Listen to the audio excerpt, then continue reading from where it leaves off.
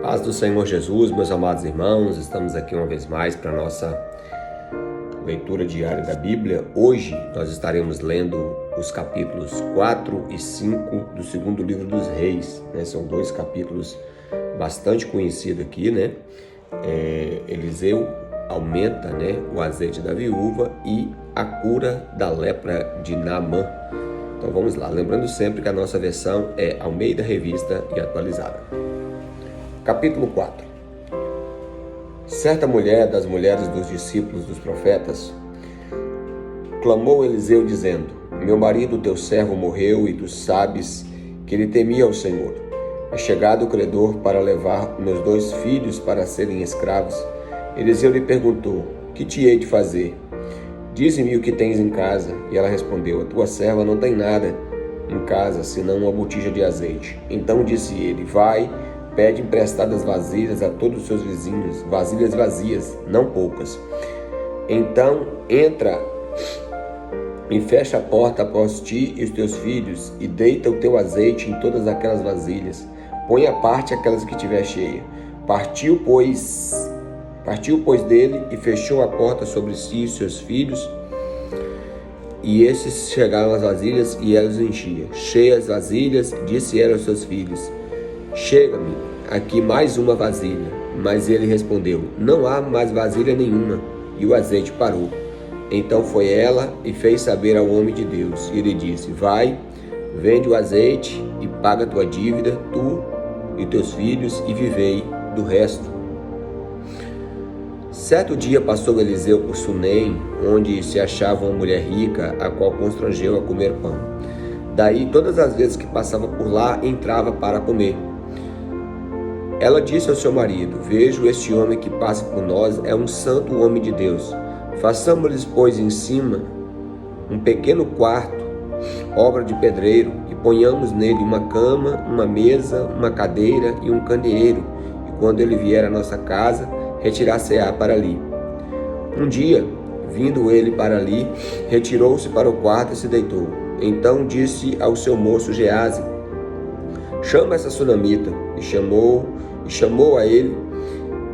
Ela se pôs diante do profeta, e este disse ao seu moço: Diz-lhe: Eis que nos tem tratado com muita abnegação. Que há de fazer por ti? Haverá alguma coisa que se fale ao teu favor ao rei ou ao comandante do exército? Ela respondeu: Habito no meio do meu povo. Então disse o profeta: Que há de se fazer por ela? Geazi respondeu: Ora, ela não tem filho, e o seu marido já é velho.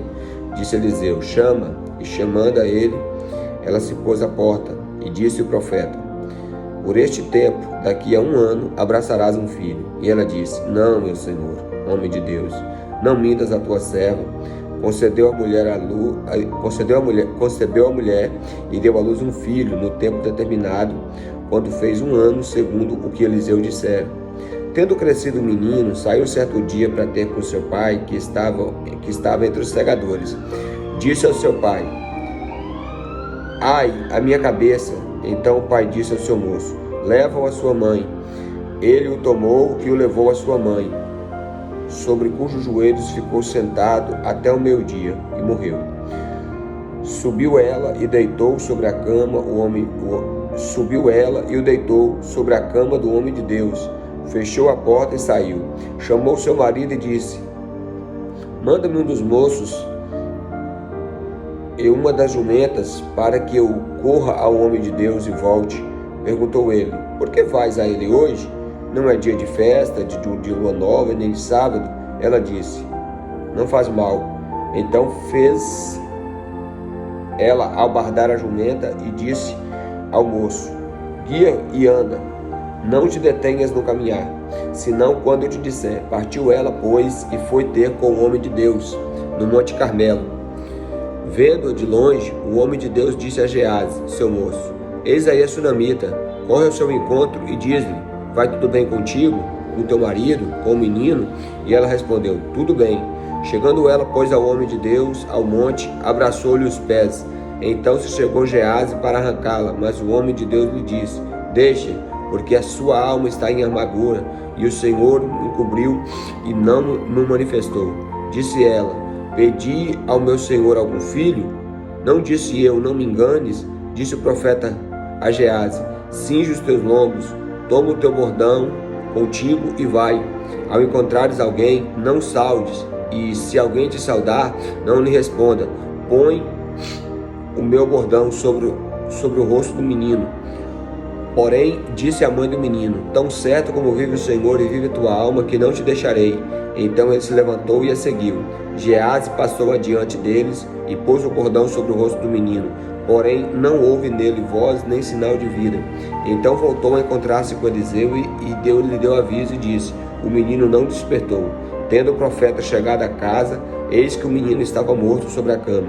Então entrou, fechou a porta sobre eles ambos e orou ao Senhor. E subiu a cama e deitou-se sobre o menino, e pondo a sua boca sobre a boca dele, seus olhos sobre os olhos dele, e as suas mãos sobre as mãos dele, estendeu sobre ele, e a carne do menino aqueceu. Então se levantou e andou andou no quarto uma vez para lá e de lá para cá, e tornou a subir, e se estendeu sobre o menino, e este espirrou 7 vezes e abriu os olhos. Então chamou a Geazi e disse: chama a sunamita. E ele a chamou, e apresentando-se ela ao profeta, ele disse: toma o teu filho. E ela entrou, lançou sobre os pés dele, prostrou-se em terra, tomou o seu filho e saiu. Voltou Eliseu para Gilgal. Havia fome naquela terra, e estando os discípulos dos profetas assentados diante dele, disse-lhe o seu moço: põe a panela grande ao lume e faz um cozinhado para os discípulos dos profetas. Então saiu ao campo a apanhar ervas e achou uma trepadeira silvestre, e colhendo dela encheu a capa de colossíntidas, e voltou e cortou em pedaços, pondo-os na panela, visto que não as conheciam. Depois deram de comer aos homens. Enquanto comiam do cozinhado, exclamaram: morte na panela, ó homem de Deus! E não puderam comer. Porém ele disse: trazei a farinha. E ele a deitou na panela e disse: tira de comer para o povo, e já não haverá mal nenhum na panela. Veio um homem de Baal Salissá, e trouxe ao homem de Deus pães das primícias, 20 pães de cevadas e espigas verdes do seu alforje. Disse Eliseu: dá ao povo para que coma. Porém o teu servo lhe disse: como hei de pôr isso diante de 100 homens?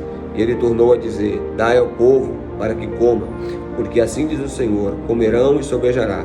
Então los pôs diante e comeram, e ainda sobrou conforme a palavra do Senhor. Então aqui a gente vê, um milagre aqui parecido, um milagre de multiplicação, como foi lá nos tempos de nosso Senhor Jesus Cristo.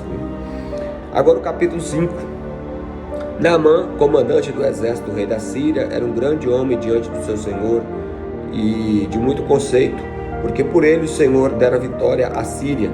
Era herói de guerra, porém leproso. Saíram tropas da Síria e da terra de Israel, levaram cativo uma menina, que ficou ao serviço da mulher de Naamã. Disse ela à sua senhora: tomara que o meu senhor tivesse diante do profeta que está em Samaria, e ele o restauraria da sua lepra. Então foi Naamã e disse a seu senhor: assim falou a jovem que é da terra de Israel. Respondeu o rei da Síria: vai, anda, e enviarei uma carta ao rei de Israel. Ele partiu e levou consigo 10 talentos de prata, 6.000 ciclos de ouro e 10 vestes festivais. Levou também ao rei de Israel uma carta que dizia: logo em chegando a ti esta carta, saberás que eu te enviei Naamã, meu servo, para que o cures da sua lepra. Tendo lido o rei de Israel a carta, rasgou as suas vestes e disse: acaso sou eu Deus para poder tirar e dar a vida? Para que este envie a mim um homem para curá-lo da sua lepra? Notai, pois, e vede que procura um pretexto para romper comigo.